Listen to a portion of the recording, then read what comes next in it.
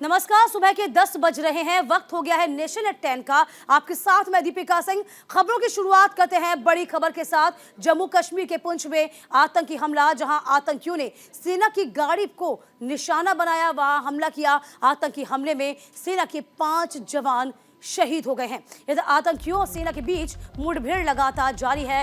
Rajouri Poonch highway पर high alert घोषित कर दिया गया है। सुरक्षा बलों ने इलाके में सर्च ऑपरेशन चलाया हुआ है। तो बड़ी खबर आपको बता रहे हैं किस तरीके से एक बार फिर से आतंकियों दुस्साहस करते हुए आतंकी वारदात को अंजाम दिया। 2 गाड़ियां जो सर्च ऑपरेशन के लिए जा रही थी, उन दोनों गाड़ियों पर घात लगाकर हमला किया गया है। देखिए, इससे 1 महीने पहले, यूं कहे कि महीना भी नहीं बीता था, 22 नवंबर को हुई इसी तरह की वारदात को अंजाम दिया गया था। जब घात लगाकर हमला किया गया था तब 5 हमारे जवान शहीद हुए थे। हालांकि उस वक्त 2 आतंकी मार गिराए गए थे। देखिए, 1 महीना भी नहीं बीता और इस बीच बड़ी वारदात फिर सामने आ गई है। तो आतंकी हमले में सेना के 5 जवान शहीद हुए। आतंकियों और सेना के बीच मुठभेड़ लगातार इस वक्त चल रही है। लेकिन सवाल यह है कि आखिरकार किस तरीके से इस आतंकवाद को रोका जाए। हालांकि हमारी सेना लोहा लगातार ले रही है।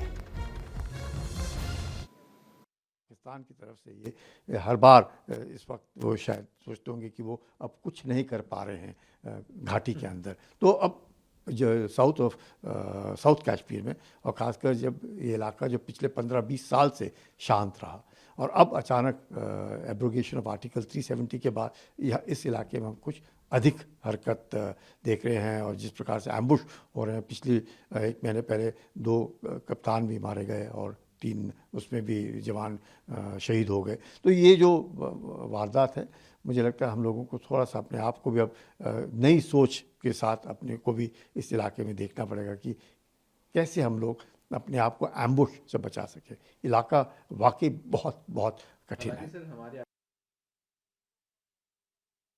तुरंत उस एरिया को कॉर्डन ऑफ किया गया है और आतंकवादियों को अभी जो कार्रवाई शुरू है वो कार्रवाई अभी जारी रहेगी जब तक आतंकवादी मिल नहीं जाते। इस प्रकार के जो मंसूबे रहते हैं आतंकवादियों के कि छुपकर डर कर मारना भारतीय सेना के जवानों को, ये बहुत एक घिनौना रूप है आतंकवादियों का। और निश्चित ही हमारी सेना ये यशस्वी हो जाएगी उन सारे आतंकवादियों को मार गिराने में।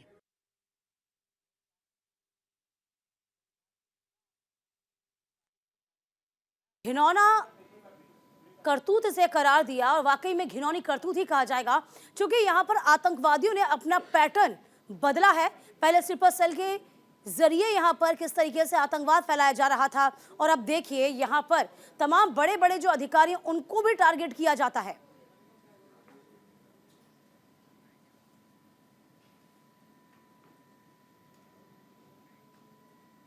चलिए, ग्राफिक के जरिए जरा समझ लीजिए, हम आपको समझा रहे हैं। राजौरी में सेना पर आतंकी हमला हुआ और देखिए यहां पर सैन्य वाहनों पर फायरिंग हुई है। हम तस्वीर दिखा रहे हैं। फिलहाल इलाके में सर्च ऑपरेशन किस तरीके से जारी है, ये 2 तस्वीरें आप देख पाएंगे। इस वक्त स्थितियां यही बनी हुई हैं।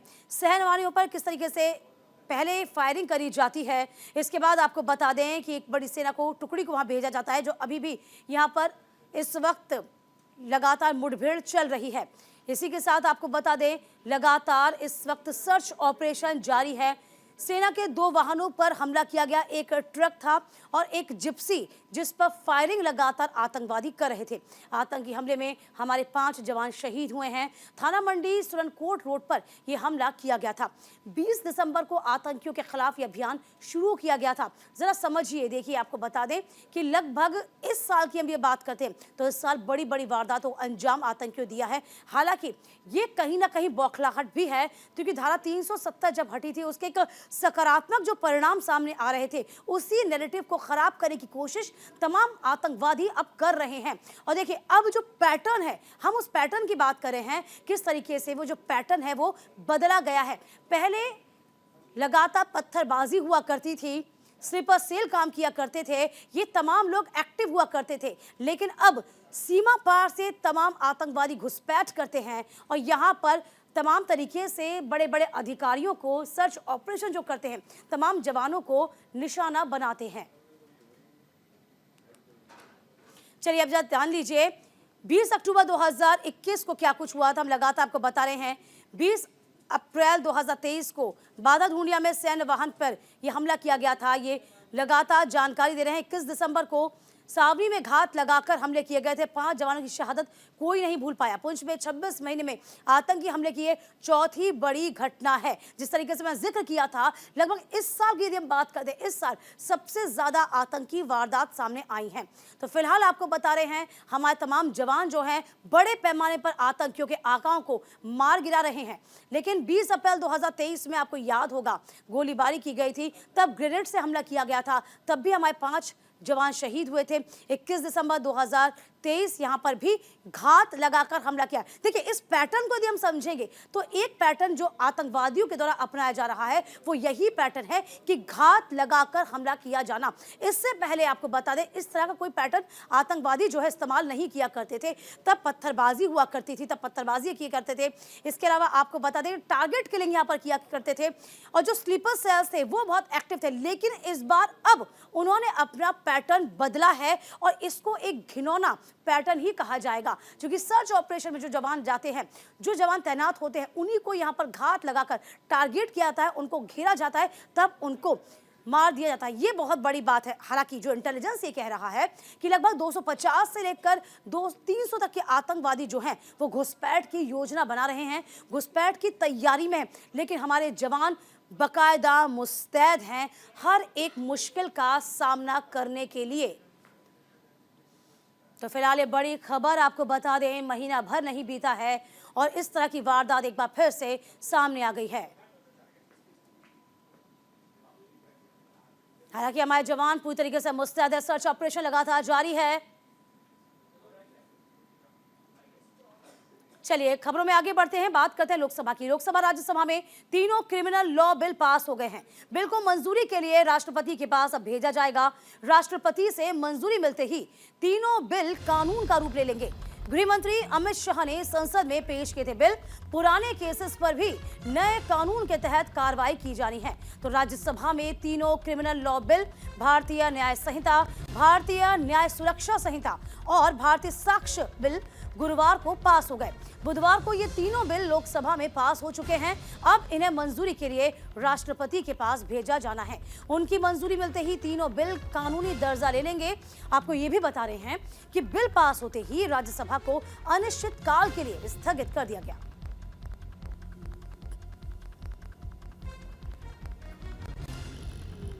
हालांकि विपक्ष को आपको बता दें कि समर्थन नहीं मिला विपक्ष का, क्योंकि 146 सांसद निलंबित किए जा चुके हैं। सुरक्षा के चूक मामले को लेकर लगातार विपक्ष हमलावर थे। सरकार पर सदन की कार्यवाही को लगातार बाधित किया जा रहा था।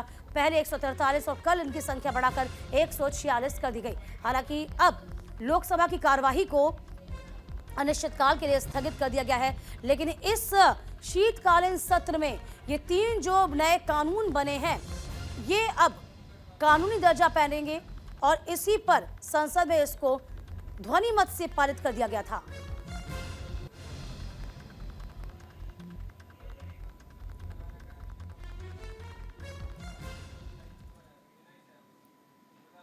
चलिए ग्राफिक के जरिए जरा समझ लीजिए नए क्रिमिनल लॉ बिल की ये बड़ी तमाम बातें हम लगातार आपको बता रहे हैं। यौन हिंसा के मामले में महिला न्याय मजिस्ट्रेट की जांच करेगी। देश भर में आपको बता दें 0 एफआईआर की शुरुआत होगी, यानी यौन हिंसा के मामले में लगातार आपको बता रहे हैं न्यायिक मजिस्ट्रेट ही जांच कर पाएगी।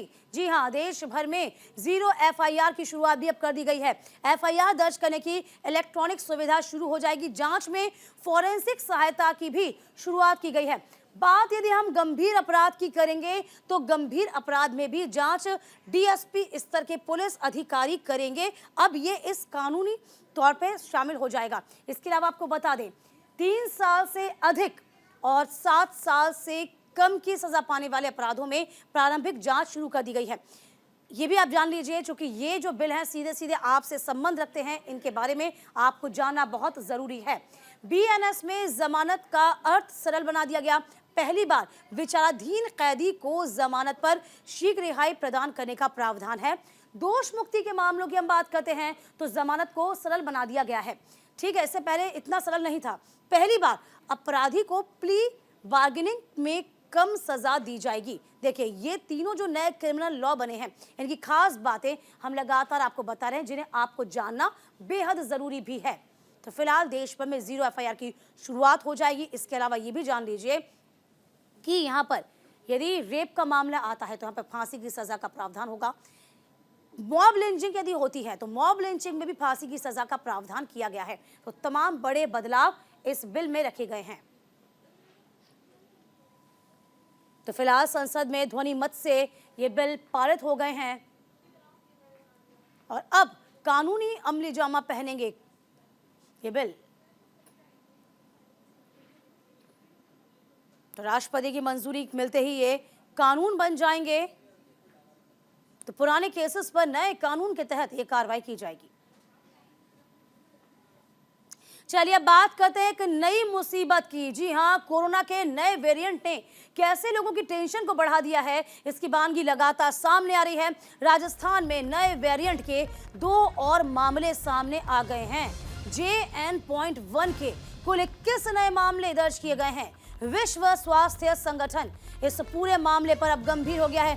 बात हम नोएडा की करते हैं तो दिल्ली NCR में देख लीजिए, नोएडा में भी कोविड-19 का केस मिल गया। मरीज की हिस्ट्री जांचने में विभाग जुटा हुआ है। वेरिएंट JN.1 की दस्तक के बाद गाइडलाइन जारी हो गई है। राज्यों से सतर्कता बरतने की अपील की गई है।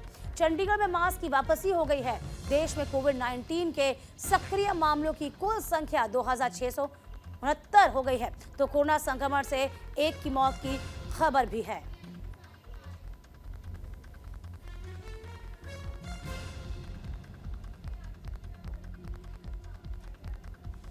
प्रदेश में कोरोना के नए वेरिएंट JN.1 के 21 नए मामले सामने आए हैं।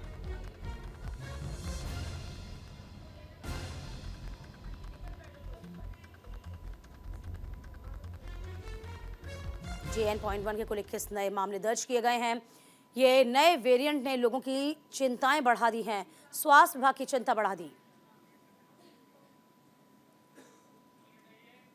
तो फिलहाल आपको बता दें, ये टेंशन का ही वजह है, लेकिन आप देखिए एहतियात बरतेंगे तो किसी तरह की कोई समस्या आपको नहीं होगी।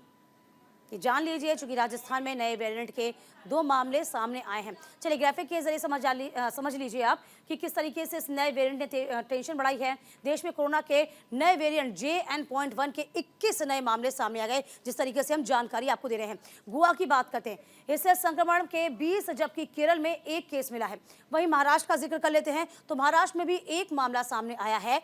देश भर में कोरोना एक्टिव केसेस 94,000 के पार पहुंच गए हैं। बात गुरुवार की करते हैं तो गुरुवार को कोरोना से जहां 149 आपको बता दें लोगों की मौत हुई गई थी, वहीं शुक्रवार की यदि हम बात करते हैं, स्वास्थ्य मंत्रालय की ओर से इस आंकड़ों को जारी किया गया है। उनके अनुसार 624 लोगों ने दम तोड़ा है। हेल्थ मिनिस्ट्री की हम बात करते हैं। हेल्थ मिनिस्ट्री के मुताबिक क्या हुआ कि केरल, महाराष्ट्र, झारखंड, कर्नाटका, कुछ राज्यों समेत डेली पॉजिटिविटी जो रेट है उसमें इजाफा देखा गया है। यहाँ ध्यान देने वाली बात यह है कि आप इस नए वेरिएंट से अपने आप को इजीली बचा सकते हैं यदि आप अपना वापस से वही तमाम चीज़ों को दोहराएं, समय पर हाथ धोएं, अपना ख्याल रखें। क्योंकि WHO ने JN.1 को वेरिएंट ऑफ इंटरेस्ट करार दिया है। इसका मतलब क्या है, ये तेज़ी से फैल रहा है, लेकिन इससे हेल्थ को लेकर ज़्यादा खतरा नहीं है, लेकिन आप इसकी चपेट में आ सकते हैं। कर्नाटका, महाराष्ट्र, दिल्ली समेत कई राज्यों में ओमिक्रॉन के केसेस सामने आ चुके हैं। हालात आपको बता दें कि बदतर नहीं हुए, लेकिन आप उसे खराब ज़्यादा ना करें, अपना ख्याल रखें, जिससे आप भी टेंशन मुक्त रहें और सरकार भी। राहत की बात क्या है ये भी जान लीजिए। ओमिक्रॉन से अभी तक किसी की मौत की पुष्टि नहीं हुई है। वहीं वेरिएंट JN.1 ने दस्तक तो दी है, लेकिन इसके साथ साथ आप तमाम जो गाइडलाइन है उसका पालन करें।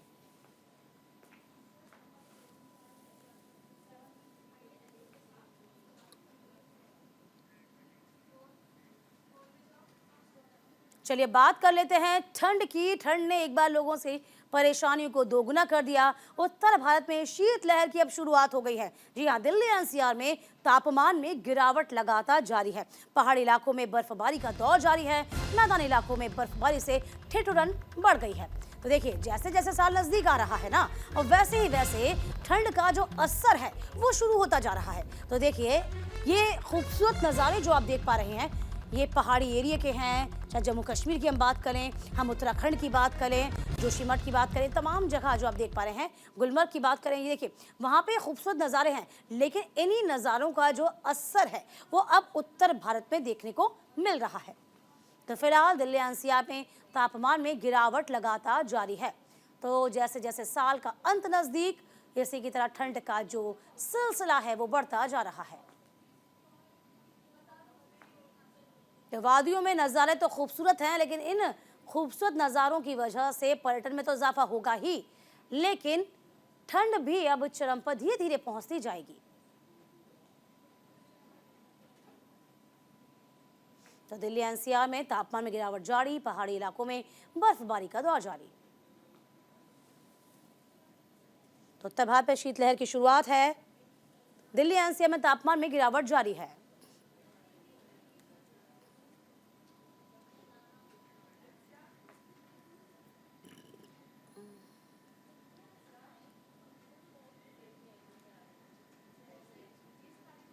तस्वीर देखिए जरा आप, लगातार बर्फबारी से कारें ढक चुकी हैं, सैलानियों का जमावड़ा लगना शुरू हो चुका है इन नज़ारों का दीदार करने के लिए। ये देखिए तस्वीरें मैं आपको दिखा रही हूँ, ये 7 तस्वीरें देखिए आप, 6 तस्वीरें, इन 6 तस्वीरों के जरिए नज़र डालिए आप। दिल्ली का हाल दिखा रहे हैं, आगरा का, कानपुर का, करनाल का, मेरठ का, अलीगढ़ का, यानी कि जो आसपास के दिल्ली एनसीआर के जगह हैं उनमें किस तरीके से स्थितियाँ बनी हुई हैं। दिल्ली का हाल देखिए आप ज़रा, दिल्ली में अलसुबही कोहरा यहाँ पर देखने को मिल गया। इसी के साथ साथ आगरा में अब लोग अलाव का सहारा लेते आपको नजर आ रहे होंगे, यानी कि दिन ढलता है, जैसे जैसे रात होती है अलाव का सहारा शुरू हो जाता है। कानपुर देखिए आप जरा, कानपुर में नजर डालिए, दूर तक आपको कुछ दिखाई नहीं देगा, धुंध यहाँ पर नजर आना शुरू हो गई। ठीक इसी तरीके से हम करनाल की बात कर लेते हैं, यहाँ पर भी करनाल में स्थितियाँ ऐसी बनी हुई हैं, करनाल में भी लोग अलाव का सहारा ले रहे हैं। इधर देखिए मेरठ का हाल देखिए, यहाँ पर विजिबिलिटी जो है बेहद कम आपको नजर आ रही होगी, यानी कि दृश्यता नहीं है। लोग यहाँ पर दिन में भी जो गाड़ियों की हेडलाइट्स हैं उनको जलाकर आगे बढ़ रहे हैं। बात अलीगढ़ का नज़ारा देखिए, अलीगढ़ में वही स्थिति जो आगरा में है, लगातार अलाव का सहारा लिया जा रहा है। देखिए ठंड भी बढ़ रही है, लेकिन आपसे वही अपील हम कर रहे हैं कि साल का अंत तो नज़दीक है जैसे जैसे, लेकिन आप भी अपना ख्याल रखिए और ठंड से बचिए।